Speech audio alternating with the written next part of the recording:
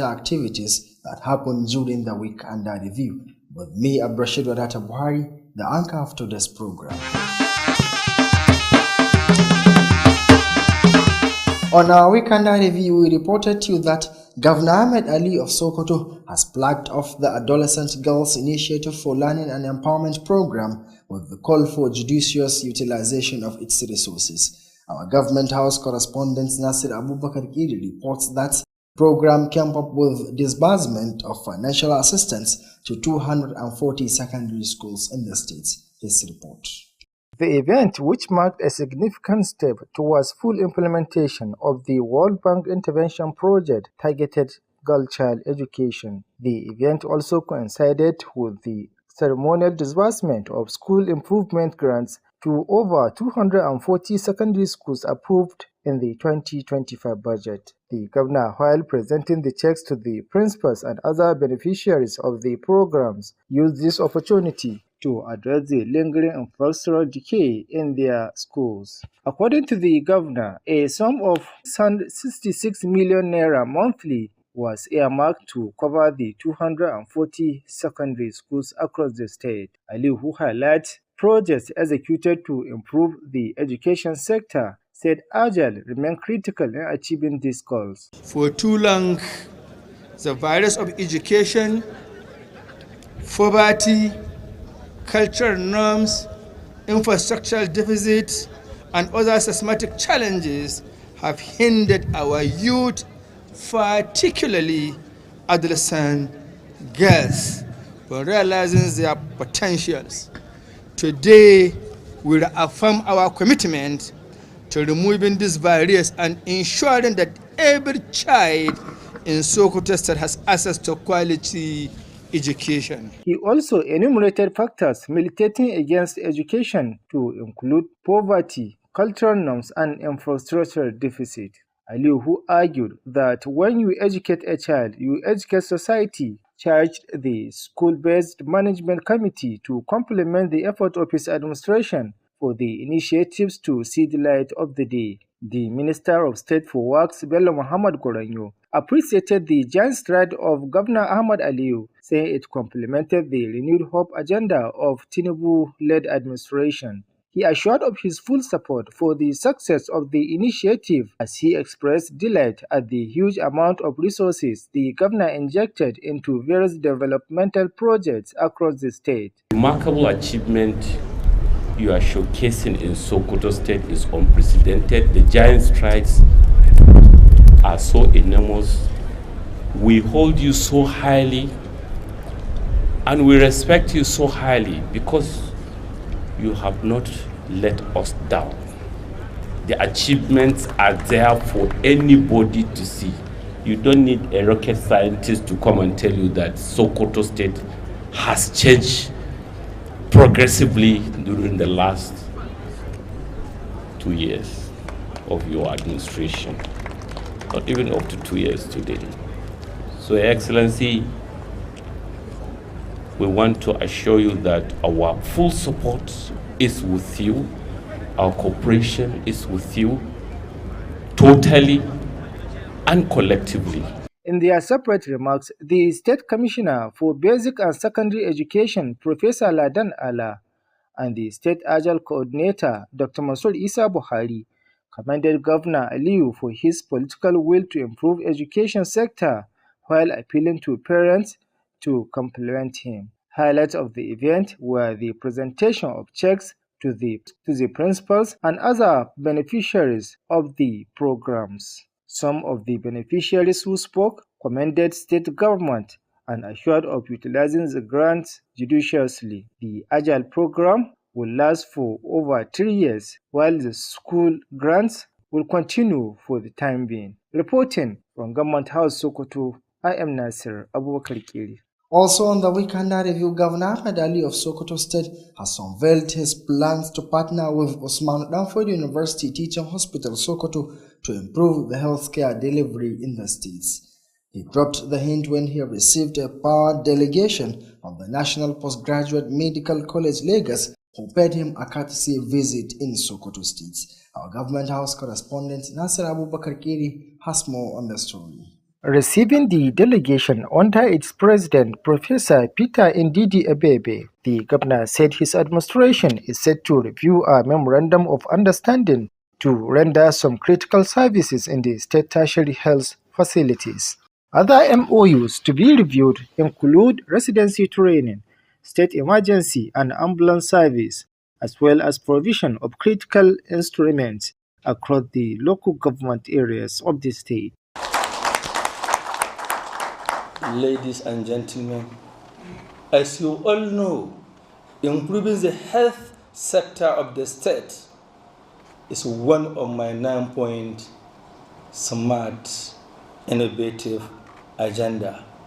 Hence, given the sector the second largest allocation share in 2025 budget. Since we took the mantle leadership, we have introduced several policies and programs that have direct bearing to the lives of our teeming populace. This includes the pre-medical health care to pregnant mothers, their children, and the aged.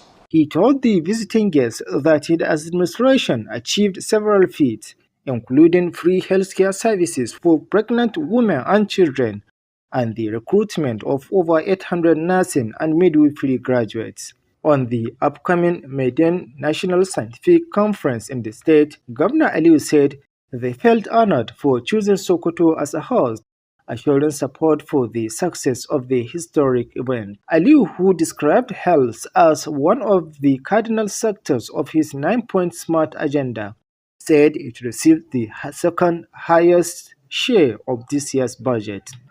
Earlier, the president of the college, Professor Ndidi Ebebe, appreciated the present administration for its huge investment in the health sector and massive road networks project, saying it will go a long way in transforming the state.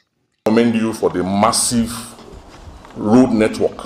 That's what we know you for.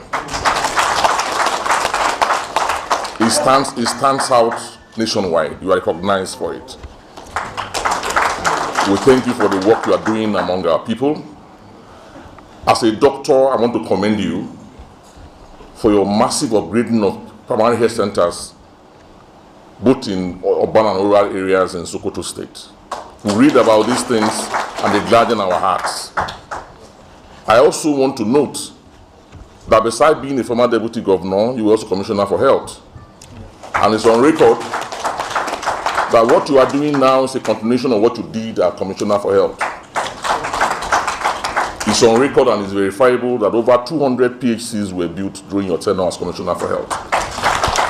He also commended the governor for the medical science scholarship and advised the government to constantly engage medical graduates in state civil service. Professor Ndidi, while congratulating the state for hosting the historic event, urged the state to utilize the opportunity to benefit from the wealth of experience of over 1,000 local and international gurus that will converge at the event. Reporting from Government House, Sokoto, I am Nasir Abubakar Giri. Meanwhile, the civil servant in Sokoto State woke up last week with incredible joy over the payment of the new national minimum wage of 70,000 naira salary scale structure as directed by Governor Ahmed Ali of Sokoto State, which commenced last Monday. Some of the workers said their salary had increased by 50%, while others received even above that. Our correspondent Ibrahim Ahmed Aikin Allah visited various government offices to gather the workers' reactions. His report. Today, whenever you go in government offices across Sokoto, you will see workers filled with happiness and excitement as they wake up to a salary increment from the governor of Sokoto State. Some of those spoke to revealed that they began receiving notifications of their salary deposits in their bank account as early as last night. Actually, when I come back from my Subuhi prayer that I check my phone and see my salaries have been paid. And actually, I'm very happy to see that His Excellency, the Executive Governor of Sokoto State, has fulfilled his pledge that he said he will pay the salary today as he expected. I haven't checked my phone, but I'm sure since most of my colleagues here have received their own, I'm confident that my own has also gone through. And we are grateful to His Excellency for approving this minimum wage, and I'm sure it will go a long way in shaping people's character for the better. Yes. Yes. I think I have received almost double of my salary, or more than double of my salary. Yes, it's up to standards, because the minimum wage is very, very impressive, because most of them get what they are expected to. They added that Sokoto State is indeed fortunate to have a just leader who stands by his words. It should be noted that on Sunday evening, the governor of Sokoto State directed that every government worker in the state should be fed according to the new minimum wage scale of 70,000 naira.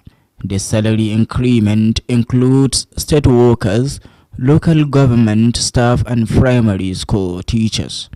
The executive governor of Sokoto State, Dr. Ahmed Ali Sokoto, has given a directive yesterday for the commencement of the minimum wage in the state. And based on our findings, the civil servants in the state have already started receiving their new minimum wage at the early hours of today. Ibrahim Ahmad, Aikin Allah, Alu TV News. Also, we reported to you that Governor Ahmed Ali of Sokoto has plucked off the distribution of agricultural inputs and disbursement of 150,000 naira as start up to 500 households in frontline local government areas of the states. Our government house correspondent Nasir Abubakar Kiri reports that the program was launched at Godabawa local government area of the state. His report. Governor Aliyu, while speaking at the groundbreaking ceremony in Gwani local government, said the move was geared toward creating job opportunities, self-sufficiency, and addressing food insecurity. He lamented how idleness pushes some with wicked mind to venture into informants, thereby threatening peace and stability in the state.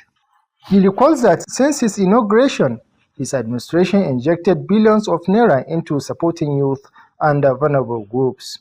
According to the governor, year 2025 will record a massive skill acquisition program through the centers across the 23 local government areas of the state. He said the 500 beneficiaries include 250 in Sabon Birni, 150 in Kwari, 150 in Gwadabawa, and 100 in Ilela local government areas. He charged the beneficiaries of dry season farm inputs to utilize the materials judiciously for the benefit of their families and the community as a whole. He thanked the United Nations Development Programme UNDP and other development partners, as well as the people of the state, for their support and cooperation. This program is an extension of many intervention programs we have introduced in order to fight poverty, reduce youth restiveness, idleness, and to create wealth among our people.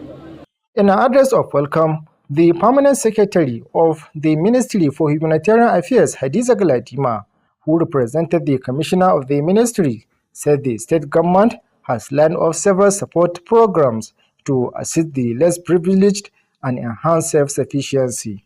Senator Aliyu Magatakardawa Mako, while speaking at the event, commended the APC-led administration for the programs that improve the living standard of the people in the state.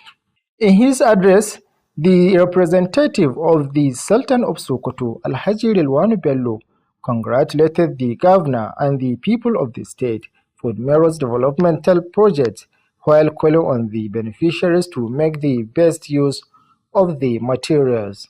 Some of the beneficiaries who spoke could not hide their joy as they assured of living above the board. The agricultural inputs distributed include insecticide, herbicide, thresher machines, and financial assistance to start up business activities. Reporting from Government House Sokoto, I am Nasir Abubakar Kiri. Meanwhile, a committee constituted by the Sokoto State Governor Ahmed Ali of Sokoto to investigate the cause of the recent fire outbreak in Sokoto Kara Timber Market has begun its assignments. The committee made its first visit to the scene of the incident as part of its mandate to uncover the causes of the unfortunate incidents. The Zero Alajasani report here is presented. Upon arrival at the Sokoto Timber Market, the committee was received by the members of the Kara Market Association. The visit began with a detailed discussion on how the committee would execute its assignment as directed by the governor.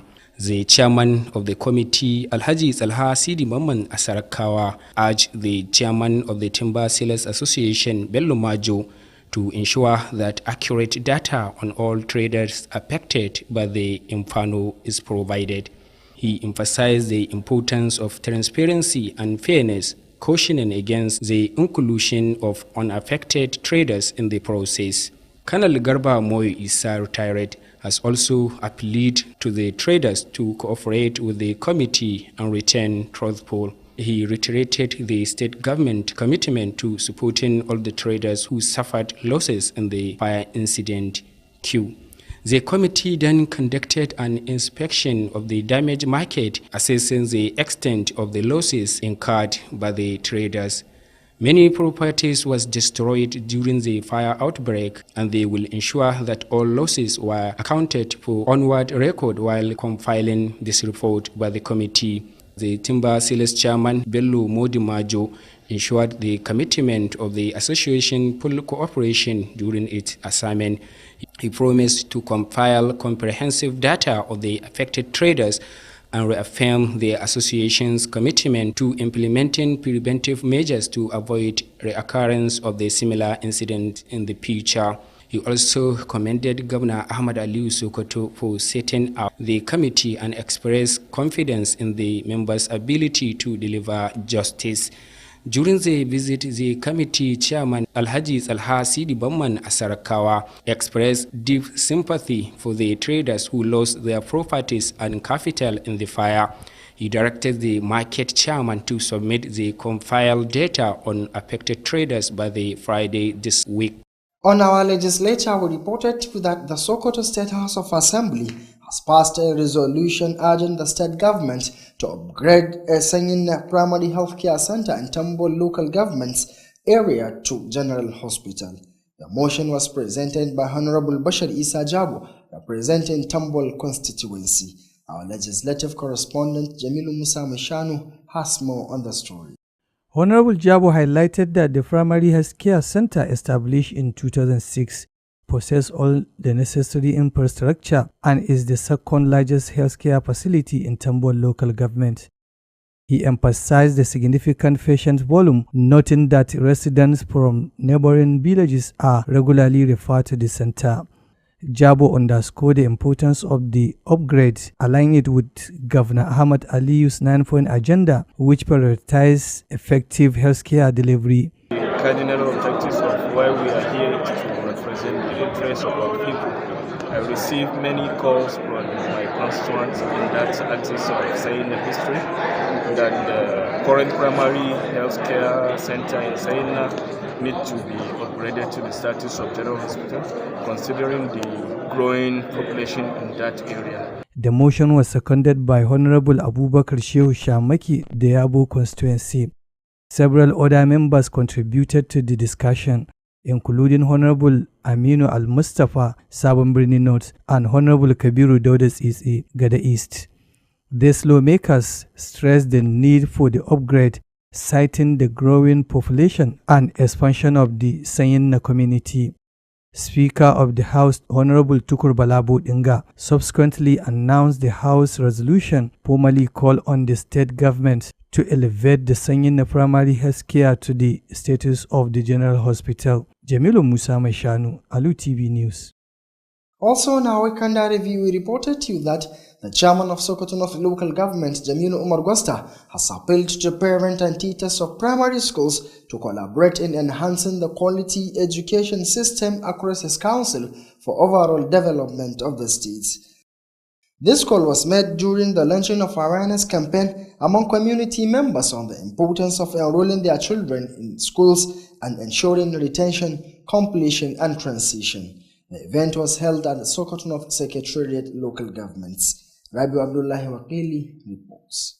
The campaign aimed at raising awareness among the community members and school teachers on the importance of enrolling their children in the school to improve quality education in Sokoto State. Chairman of the Sokoto North Local Government, Jamilu Umar Gosta, said the campaign is to force compliance with the directives of Governor Ahmad Ali Sokoto when he launched the initiative in Dengishuni Local Government. The chairman also called on the school teachers and the parents to work hard to ensure that children are enrolled in school, which will allow them to become a better society. He praised the Sokoto state government under the leadership of Governor Ahmad Ali Sokoto for paying the minimum wage of 70,000 naira. Early, the Deputy Director of Social Mobilization in Sokoto's Universal Basic Education Board, Paruku Muhammad Dogundaji, said that religious and the traditional leaders have a role to play in achieving this goal of the state government. So actually the main purpose for this gathering is to enlighten the community members, or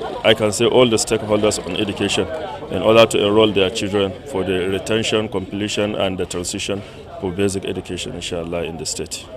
The meeting was attended by the SBMC, primary school teachers, parents and stakeholders across the Sokoto North local government. Reporting for Alu TV News, I am Rabi Abdullahi Wakili.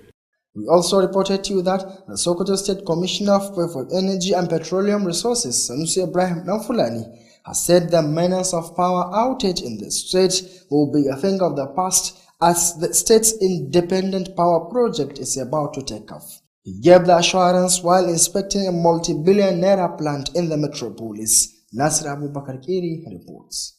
The project was initiated by the Wamokoled administration and if completed can generate over 38 megawatts of electricity daily. The move signaled the will of the state government to leverage on the recently passed electricity bill, which empowered subnational governments to develop electricity infrastructure in their jurisdiction.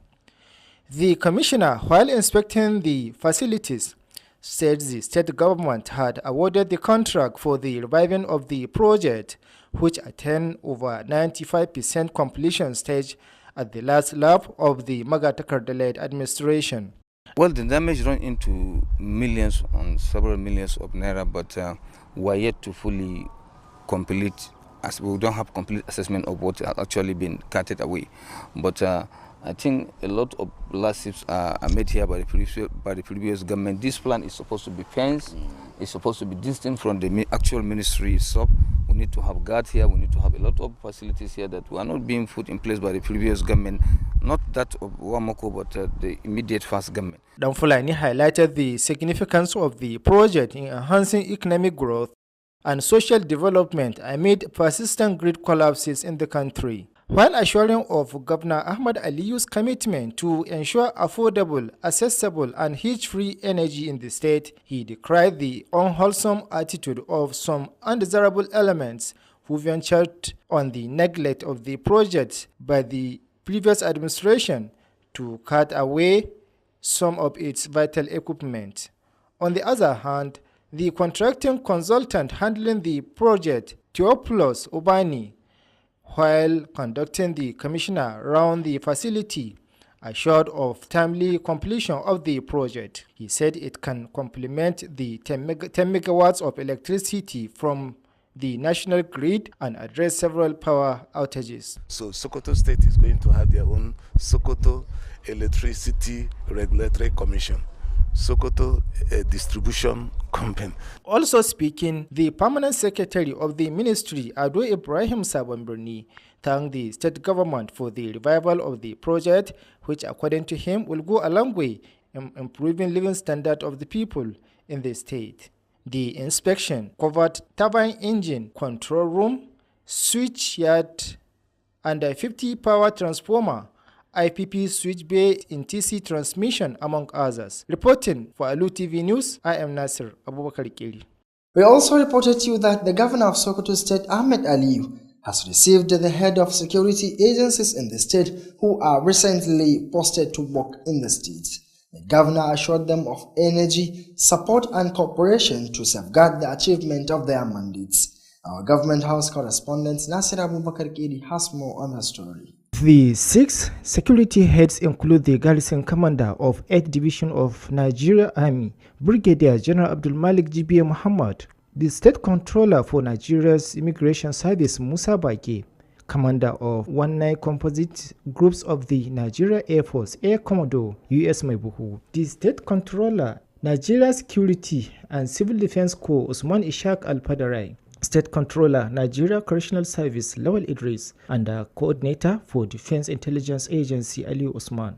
Governor Ahmad Aliyu, while welcoming them to the state, said Sokoto people are law-abiding, hospitable, and accommodating, saying they should feel free to interact with them amicably. He therefore implored them to deploy their wealth of experience to serve them to the best of their ability. According to the governor, harmony between the state and its resident communities resulted in several projects in their domain, in addition to enjoying all privileges, including free education for their children, among others.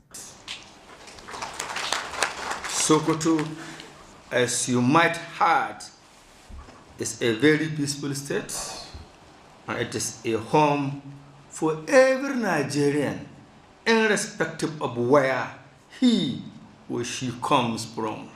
On the lingering security challenges in the state, he commended the effort of their agencies for the recent feats recorded, while urging them to sustain the tempo, while assuring them of unwavering support to achieve their mandate. Governor Aliyu also approved some of their demands and promised to put forward others to the State Executive Council for deliberation.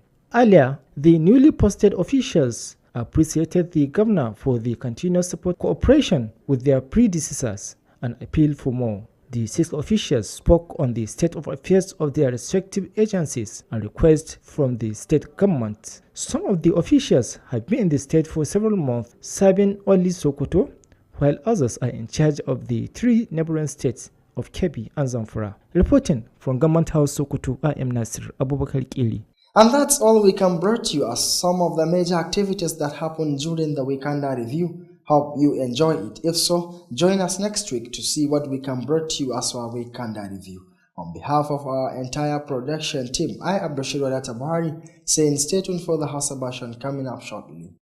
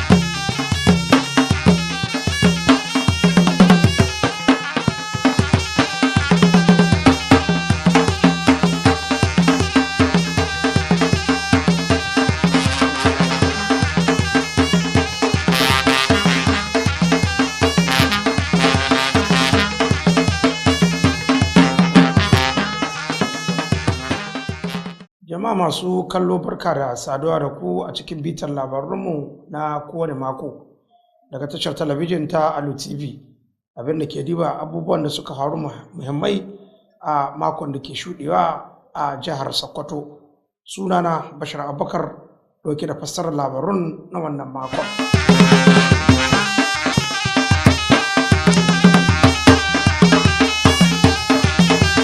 A makon da ke karewa mun kawo muku labarin cewa gwamnan jihar Sokoto Ahmad Aliyu Sokoto ya kaddamar da shirin nan na bunƙasa ilimin 'ya'ya mata tare da ba da tallafi inda aka yi kira da ya amfani da tallafin yadda ya kamata domin cimma manufar da aka sa a gaba. Wakilinmu na fadar gwamnati Nasir Abubakar Kiri ya labarta cewa a lokacin bikin makarantun sakandare guda 240 ne suka amfana da tallafin wata-wata daga gwamnatin jihar Sokoto. Ga Nasir Kiri da cikon rahoton. Bikin wani muhimmin mataki ne na samun nasarar aiwatar da wannan shiri da ke samun tallafin Bankin Duniya da kuma yake da manufar inganta ilimi da kuma walwalar 'ya'ya mata a jihar nan. Bikin haka ma an gwama shi da shirin rarraba kuɗin kulawa da makarantu, inda aka zaƙulo aƙalla makarantu 240 na jihar nan, wanda shirin ke ƙunshe a cikin kasafin kuɗin shekarar nan ta 2025. Gwamna Aliyu yayin da yake hannunta cikin kuɗi ga shugabannin makarantu da sauran waɗanda suka amfana da wannan shiri, ya yi amfani da wannan damar, ya yi kira gare su da su yi amfani da wannan damar wurin shawo kan matsalar lalacewar wasu gine-gine da wasu ƙadarorin makarantu a jihar nan. Wannan shiri wani mataki ne na sake farfadowa da ingantaccen ilimi musamman ga 'ya'ya mata. 'Yan uwana mahalarta wannan taro, kamar yadda muka sani, al'adu da wasu ɗabi'o'i wa'anda sun ka hana 'ya'yanmu shiga makarantu zamani, musamman 'ya'ya mata. Saboda haka gwamnati ta shirya tsaf domin ta fito da tsarin ba da ilimi ga 'ya'yanmu mata ba tare da la'akari da kowane irin fanni ba. Za mu yi aiki kafaɗa-kafaɗa da wannan shiri na Agile wanda ke da zumar samar da ilimi ga 'ya'yanmu. A cewar gwamnan, an ware zunzurutun fiye da naira miliyan 66 kowane wata domin rika ba da waɗannan kuɗaɗen ga makarantu aƙalla 240 na jihar nan. Gwamna Aliyu, wanda ya zayyano wasu muhimman ayyukan da gwamnatinsa ta aiwatar don bunƙasa fannin ilimi, yake shirin na Agile yana da matuƙar tasiri wurin samun nasarorin da yake muradin cimmawa ta wannan haujen. Daga nan kuma ya zayyano wasu ƙalubale da fannin ilimi ke fuskanta wurin samun nasara, waɗanda a cewarsa sun haɗa da ja'ibar fatara, al'ada da kuma ƙarancin gine-gine da ƙadarori a makarantun jihar nan. Gwamna Aliyu, wanda ya hakikance cewa idan ka ilmantar da 'ya mace to ka ilmantar da al'umma, ya kalubalanci 'yan kwamitin kula da makarantu SBMC su mara baya ga ƙudurin gwamnatinsa da ma wannan shirin na Agile domin samun nasarar da ake nema. A nashi haujin, ministan ƙasa a ma'aikatar ayyuka Bello Muhammad Gwaranyo ya jinjina wa namijin ƙoƙarin gwamna Ahmad Aliyu musamman, inda ya bayyana cewa muhimman ayyukan da yake fitowa da su suna da tasiri wurin samun nasarar ƙudurin fata ta gari ta gwamnatin Tinubu mai mulki a halin yanzu. Daga nan sai ba da tabbacin cikakken goyon bayansa domin samun nasarar shirye-shiryen gwamnati mai ci, tare da bayyana mamakinsa irin yadda gwamnan ke ta faman bungulo kuɗi zuwa ayyuka iri daban-daban a cikin ɓangarori da dama na ci gaban jihar Sokoto. Ne wanda zai kokarin ya ga cewa ya ainihin rage gibin da ke akwai tsakanin karatun 'ya'ya mata da maza, kuma haɗin gwiwa ce tsakanin gwamnatin tarayya da gwamnatin jihar Sokoto da kuma development partners. Wannan gwamnatin jiha ta biya duka kuɗaɗenta na counterpart funding wanda ya kamata bayar, kuma alhamdulillahi wannan idan aka yi shi zai bunƙasa ainihin shugaban ilimi a jihar Sokoto. A jawabansu daban-daban, kwamishinan ilimin bai ɗaya da babbar sakandare ta jiha Farfesa Ladan Ala da kuma babban jami'in shirin Agile a jihar nan Dr. Mansur Isa Buhari duk sun yaba wa gwamna Ahmad Aliyu akan ƙudurin da yake nunawa da kuma azama na ganin ya bunƙasa fannin ilimi, tare da kira ga iyaye da masu ruwa da tsaki da su mara masa baya. Yayin bikin an gabatar da cikin kuɗi ga wasu daga cikin shugabannin makarantu da sauran waɗanda suka amfana da waɗannan shirarruwan guda biyu. Wasu da suka ci gajiyar wannan shiri sun bayyana jin daɗinsu kamar haka. Shirin dai na Agile za a ci gaba da gudanar da shi tsawon shekara 3, yayin da na kuɗin kula da makarantu za a ci gaba da gudanar da shi har illa masha Allahu. Ƙarshen wannan rahoton kenan. Nasir Abubakar Kiri daga fadar gwamnatin jihar Sokoto. Duk dai a makon da ke gab da karewa mun ba ku labarin cewa gwamnan jihar Sokoto Ahmad Aliyu ya bayyana ƙudurin gwamnatin jihar Sokoto da ya haɗaka da asibitin koyarwa ta Jami'ar Usman Dan Fodio da ke Sokoto domin ganin cewa a haɓaka ɓangaren lafiya ga al'ummar jihar Sokoto. Gwamnan na magana ne a lokacin da ya tarbi wani ayari mai ƙarfi daga kwalejin kula da lafiya ta ƙasa da ke bayar da digirin na biyu da ke jihar Legas, wanda suka kawo masa ziyara a gidan gwamnatin jihar Sokoto. Har wa yau dai ga wakilin na fadar gwamnati Nasir Abubakar Kiri da cikon rahoton. Yake lalimar habin da ayarin da ke ƙarƙashin shugaban kwalejin Farfesa Peter Ndidi Ebebe, gwamnan ya ce gwamnatinsa ta shirya bita tare da rattaba hannu a kan yarjejeniya tsakaninta da asibitin, musamman ta haujin wasu muhimman ayyuka da take son aiwatarwa a manyan asibitoci mallakar ta da ke faɗin jihar nan. Sauran yarjejeniyoyin da za a sake bita sun haɗa da shirin horas da likitoci masu neman ƙwarewa da kuma sashen ba da agajin gaggawa da ma kuma samar da muhimman kayan aiki a asibitoci da ke yankunan ƙananan hukumomi da karkarar jihar nan. Ya shaidawa bakin nasa cewa gwamnatinsa ta sami nasarori birjik ta haujin samar da kiwon lafiya, da suka haɗa da samar da kiwon lafiya kyauta ga mata masu juna biyu da ƙananan yara, da kuma ɗaukar fiye da jami'an jinya da ungozoma fiye da 800 aiki. Dangane da taron farko na masana kimiyya na ƙasa da za a gudanar a jihar nan, Gwamna Aliyu ya ce gwamnati da jama'arta suna matuƙar bugun gaba da zaɓin Sokoto a zaman wacce za ta karɓi bakuncin wannan taron, tare da ba da tabbacin ba da goyon baya da gudunmuwarsu domin ganin ya sami nasara. Gwamna Aliyu, wanda ya bayyana ɓangaren lafiya a zaman na sahun gaba a cikin ƙudurori 9 da gwamnatinsa ke aiki a kai, ya ce ɓangaren shine na biyu wurin samun kaso mafi tsoka a kasafin kuɗin wannan shekarar. Tun farko, shugaban kwalejin Farfesa Ndidi Ebebe ya yaba gwamnati mai ci akan zunzurutun kuɗin da ta kashe wurin haɓaka ɓangaren kiwon lafiya da kuma aikin da take aiwatarwa wurin inganta titunan jihar nan, musamman a ƙwarar babban birnin jiha, wanda ya ce zai yi matuƙar taimakawa wurin kawo sauye-sauye a jihar nan. Ya kuma yaba gwamna Ahmad Aliyu kan yadda yake ɗaukar nauyin asalin jihar nan wurin karatun kiwon lafiya, tare da ba da shawarar gwamnati ta ɗore da ba su aiki da zarar sun kammala karatunsu.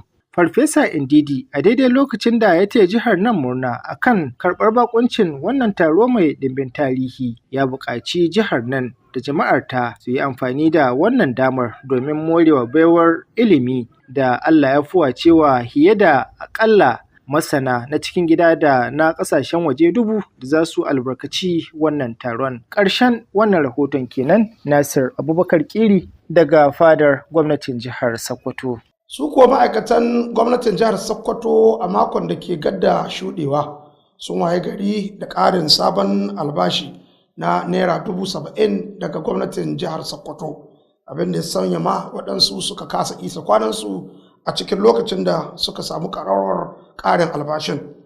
Waɗansu malamai da kuma ma'aikata da aka zanta da su sun bayyana cewa sun samu kashi 50% na ƙari, waɗansu ma sun ce da haka suka samu a lokacin da suka binciki asusun ajiyarsu. Wakilinmu Ibrahim Ahmad Aikin Allah ya zagaya a waɗansu hukumomi da ma'aikatan gwamnatin jihar Sokoto, inda ya ji ra'ayoyin ma'aikata dangane da wannan ci gaban da aka samu. Yau dai duk inda ka shiga a ofisoshin gwamnati a faɗin jihar Sokoto, za ka ga ma'aikata cike da farin ciki da annashawa saboda ƙarin albashi da gwamnan jihar Sokoto ya yi musu. Wasu daga cikin ma'aikatan da aka yi magana da su sun bayyana cewa sun fara samun sakonnin shigar albashinsu a cikin asusunsu na banki tun a daren jiya. Gaskiya na samu tabbatacci, domin yau da subahin ina cikin damuwa, amma ina gani ne sai da na motsala saboda ƙarin da na gani bai zaba ni haka ba gaskiya. wato abin da alhamdulillah mai nauyi ne, yana da kabri, wallahi na kasa baccin kwana. Nan da ake gani na yanzu ina rike da ATM dina, zan je in ciro kuɗi in yi lalura iyalina. Muna godiya ga wannan gwamnati. Ya fara don ni dai na sadu da nau a wajajen karfe 5 da ko minti 12 na same shi. Alhamdulillah gaskiya ya cika alƙawari gwargwado, saboda ko da tashi ni dawo sallar subahin ni gaskiya na ji alat, na gan kuɗi kuma lallai mu yi murna, mu yi farin ciki da samun wannan ƙarin mai muhimmanci kuma gaskiya ƙarin alhamdulillah. Na Dr. Ahmed Aliyu, Allah ya mai jagora, Allah ya bashi nasara ga dukkan al'amari ne. Lallai labarin nan mai daɗi na, ni tun jiya nan gaskiya na samu nau da daddare, ina ganin da shi ni kwana da murna ni tashi gaskiya, ko da ni tashi na gani shi. Sun kara da cewa jihar Sokoto ta yi sa'a da samun shugaba mai adalci wanda ke tsayawa kan alkawarinsa. Idan dai ba mu manta ba, a daren jiya Lahadi gwamnan jihar Sokoto ya ba da umarnin cewa a biya duk ma'aikatan gwamnati a jihar Sokoto albashinsu bisa sabon tsari mafi karanci na albashi 70,000. Wannan ƙarin albashi ya haɗa da ma'aikatan jiha, ma'aikatan ƙananan hukumomi da kuma malaman makarantun firamare. A jiya ne dai gwamnan jihar Sokoto Dr. Ahmed Aliyu Sokoto ya ba da umarnin cewa a fara biyan sabon albashi ga ma'aikatan jihar Sokoto, wanda ya kunshi malaman makarantar firamare da ma'aikatan jiha har ma da ma'aikatan ƙananan hukumomi.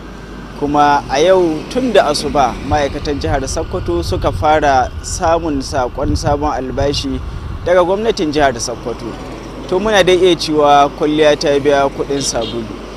Ibrahim Ahmad, aikin Allah, labarun Alu TV. Duk dai a makon da ke gab da ƙariya mun baku labarin cewa gwamnan jihar Sokoto Ahmad Aliyu ya kaddamar da shirin nan na rabon kayan noma da kuma ba da tallafin kuɗi naira 150,000 domin soma sana'o'i na dogaro da kai ga magidanta guda 500 a ƙananan hukumomin gabashin Sokoto.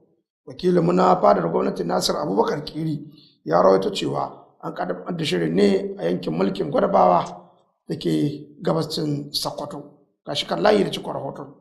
Da yake jawabi yayin gagarumin bikin da aka gudanar a ƙaramar hukumar mulkin Gwadabawa, gwamna ya ce wannan matakin an shirya shi ne saboda ƙirƙirar ayyukan yi da kuma samar da dogaro da kai da ma kuma shawo ƙarancin abinci da ke addabar al'umma. Ya bayyana ɓacin ransa kan yadda zaman kashe wando ya ingiza wasu shiga aikin infoma inda suke bayyanar da bayanan sirri ga 'yan ta'adda, wanda hakan yake barazana ga zaman lafiya da kwanciyar hankali a cikin al'umma. Daga nan sai ya bayyana cewa tun kama aikin gwamnatinsa ta zuba biliyoyin nerori ga shirye-shirye iri daban-daban na tallafawa jama'a, musamman matasa da kuma mabukata a cikin al'umma. A cewar gwamnan, shekarar 2025 jama'ar jihar nan za su dara, domin kuwa an tanadi shirye-shirye iri daban-daban na horar da sana'o'in hannu ta hanyar cibiyoyin horar da sana'o'i da ke yankunan ƙananan hukumomi 23 da ke faɗin jihar nan. Ya ce daga cikin mutum 500 waɗanda suka amfana da wannan shirin, 250 sun fito ne daga yankin ƙaramar hukumar mulkin Sabon Birni, 150 daga ƙaramar hukumar mulkin Kware, 150 daga Gwadabawa, sai kuma wasu 100 da suka amfana a ƙaramar hukumar mulkin Illela. Daga nan sai ƙalubalanci waɗanda suka amfana da tallafi na iraruwan shuka da sauran kayan amfanin noman rani da su yi amfani da su kamar yadda ya kamata domin su ciyar da iyalansu da ma amfanin al'umma baki ɗaya. Haka ma ya gode ma shirin haɓaka ci gaba na Majalisar Ɗinkin Duniya UNDP da sauran ƙungiyoyin ƙasa da ƙasa masu ba da agaji da ma jama'ar jihar nan akan goyon baya da haɗin kai da suke baiwa shirarwan gwamnatinsa. Muna fatar cewa samun waɗannan tallafe-tallafe da ake basuwa tun shigo wannan gwamnati ya sa al'umma musu dogara da kansu da kuma sana'o'i da jarin da ake basu domin su rage ma kansu sha'anin yau da kullun tare da kyautata ma iyalansu baki ɗaya.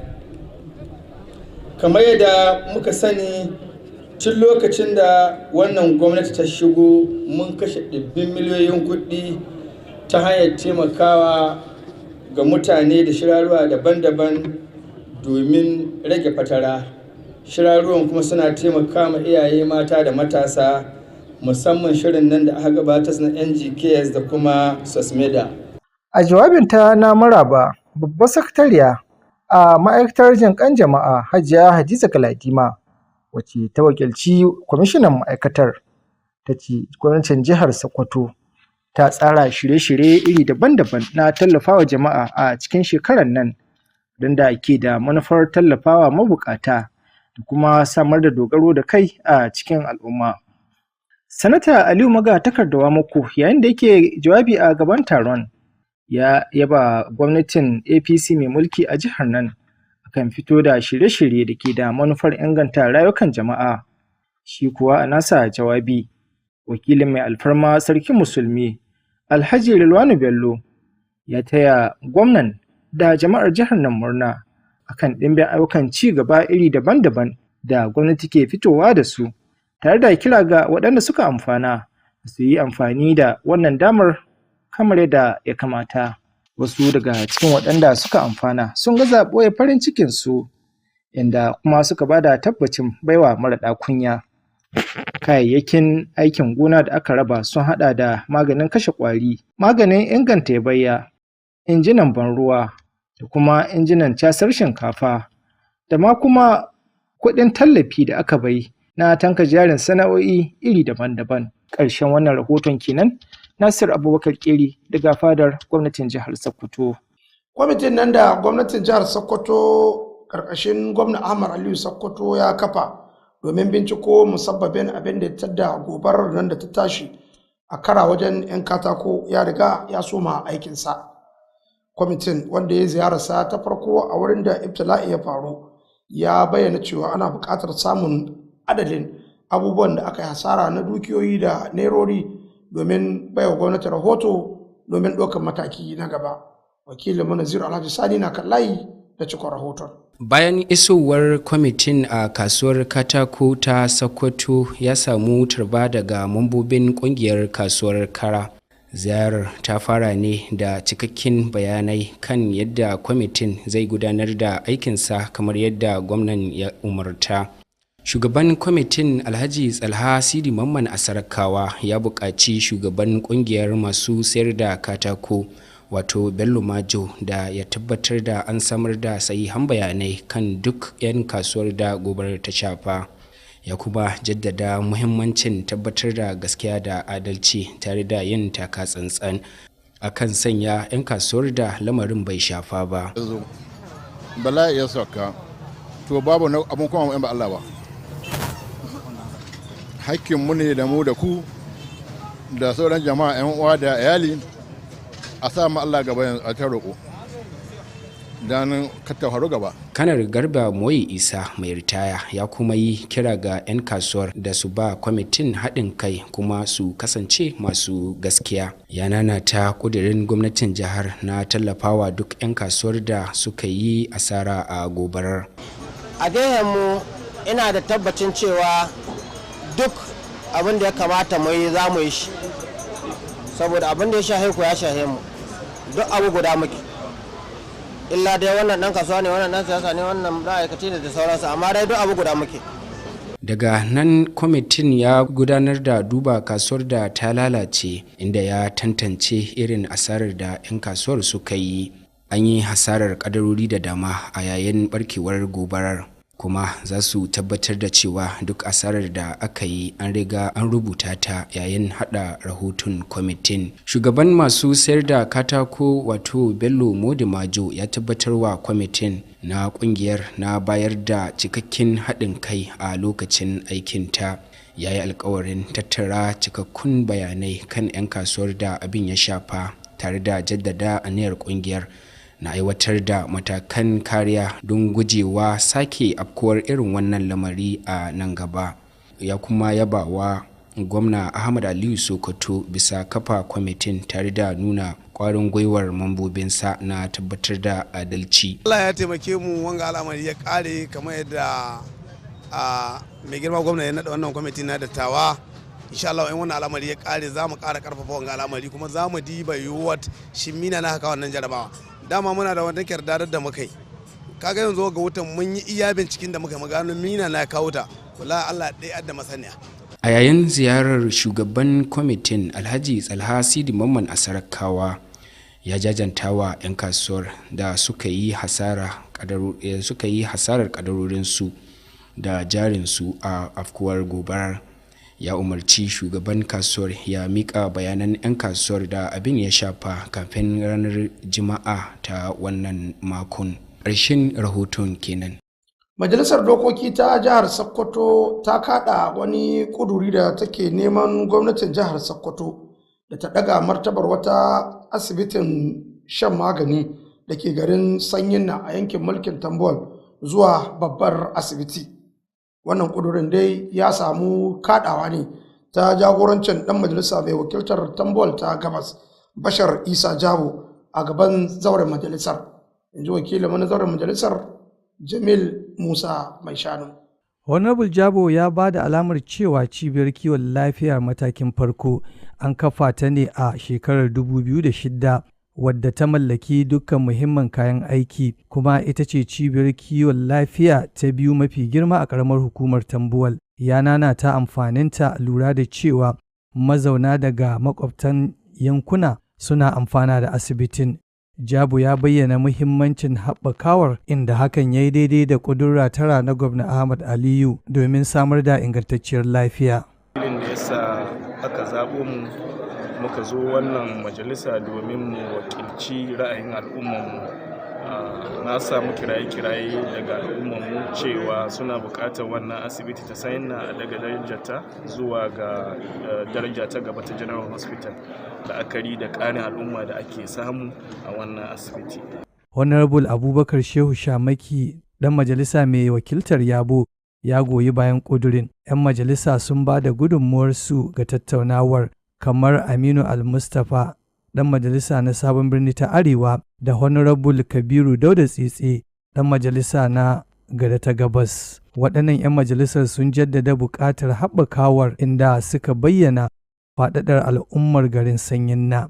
Kakakin majalisar Honorable Tukur Bala Bodinga ya sanar da shawarar majalisar, musamman yana kira ga gwamnatin jihar da ta ɗaukaka cibiyar kiwon lafiyar zuwa matsayin babbar asibiti.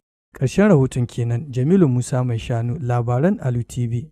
Masu kallo kada a sha'afa, ana kallon bitar labarunmu na wannan makon, inda makon iya kallon mu a kafar sadarwa ta zamani ga kafarmu ta YouTube a Alu TV ko kuma shafinmu na Facebook Alu TV News domin ganin yadda take kayawa. Labarun za su ci gaba. Ita kuwa Majalisar Ƙaramar Hukumar Mulkin Sokoto ta Arewa a makon da yake karewa ta kira ga iyaye da malamai na makarantar firamare da su ba da haɗin kai da goyon baya ganin cewa an haɓaka sha'anin ilimi musamman ta hanyar sanya yara makaranta domin samun ci gaba a yankin da kuma jiha baki ɗaya. Wannan kiran ya zo tare da ƙaddamar da yekuwa ta gangamin kira ga kowa da kowa da muhimmancin da ke akwai na a hito a sanya yara makaranta domin ƙaramar hukumar ta yi zarra. Wannan taron dai an gudanar da shi ne kamar yadda wakilin Rabiu Abdullahi wakili ce an gudanar da shi ne a sakatariyar karamar hukumar da ke Sokoto.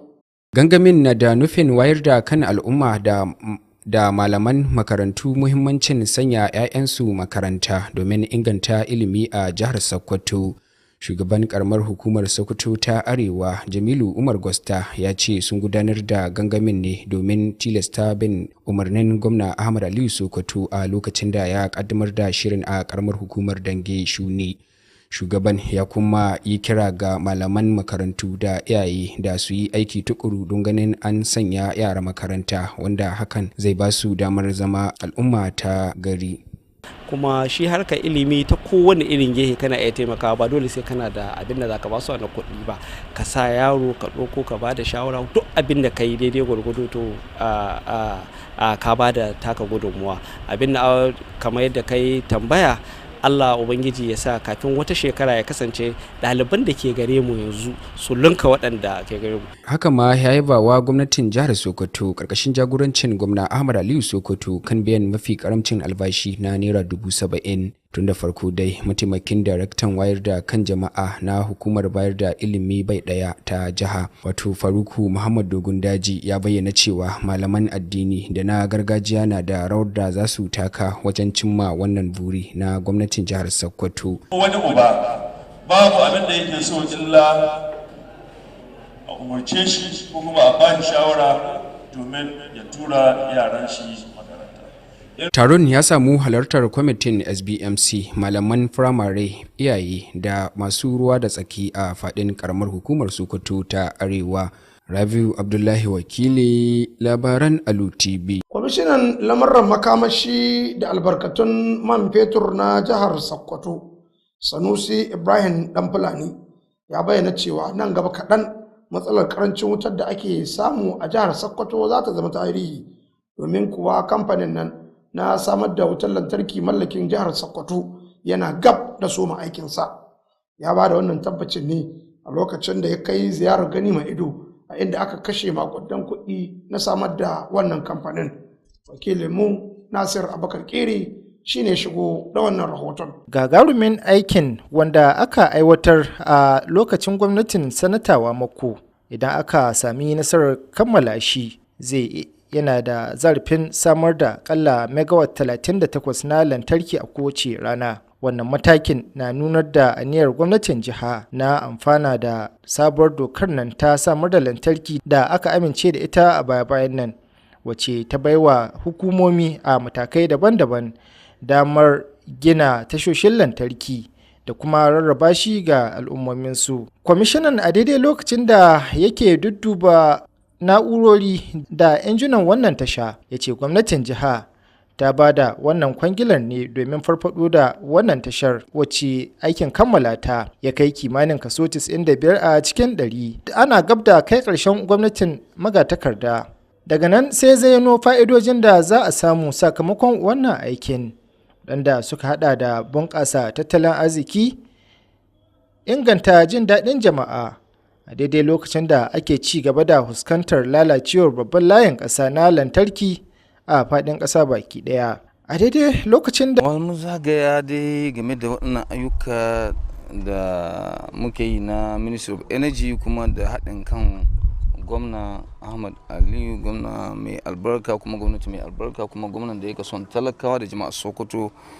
Ya ba da tabbacin dukufar gwamna Ahmad Aliyu na samar da lantarki mai inganci kuma mai rahusa ga jama'a. Ya kuma kuka akan yadda wasu ɓata gari suka fake da yanda gwamnati da ta gabata ta yi watsi da wannan aiki, inda suka rika sacewa da barnata muhimman na'urori na wannan aikin.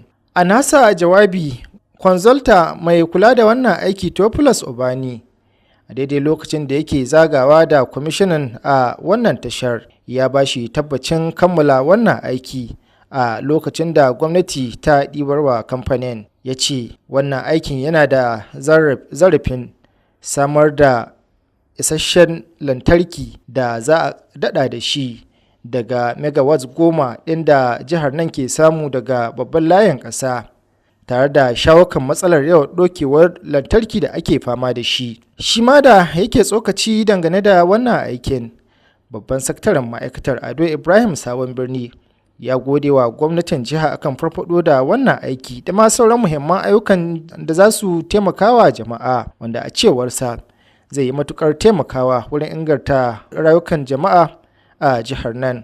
Bangarorin wannan tashar da aka ziyarta sun hada da babbar na'urar samar da lantarki da ɗakin da ke ƙayyade lantarki, babbar na'urar da ke rarraba lantarki, da kuma babbar na'urar da ke karɓa da dakon lantarki da aka girke a babbar tashar dakon lantarki ta kamfanin TCA da ke a nan Sokoto.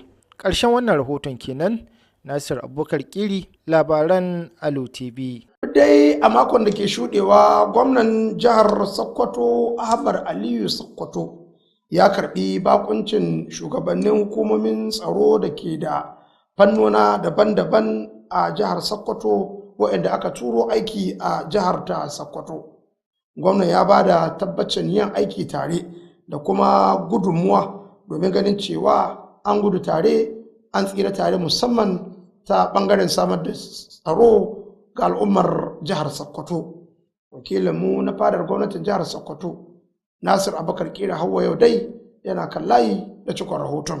Shugabannin hukumomin tsaron shida sun hada da babban kwamandan garrison na shiya ta 8 ta rundunar sojin ƙasar nan Brigadier General Abdulmalik Jibiya Muhammad, kwantrolan jihar nan na hukumar shige da fice ta ƙasa Musa Bage, kwamandan sansani na 119 na rundunar sojin saman ƙasar nan Air Commodore US Mai Buhu, sai kuma kwantrolan hukumar baiwa farar hula kariya Usman Ishaq Alfadarai, kwantrolan hukumar gyara halinka ta ƙasa Lawal Idris, da kuma coordinator na hukumar leƙen asiri ta ƙasa Aliyu Usman. Gwamna Ahmad Aliyu a daidai lokacin da yake musu lale marhabin da kasancewa a jihar Sokoto, ya ce jama'ar Sokoto masu bin doka da kuma haba-haba da jama'a, inda ya ce su yi hulɗa da su a cikin mutuntawa domin samun biyan bukatar da ake nema. A don haka ya kira gare su da su yi amfani da hazaƙar da Allah ya fuwace musu domin yi wa jihar nan hidima kamar yadda ya kamata. A cewar gwamnan, zaman lafiya da cuɗanni cuɗe ka da ke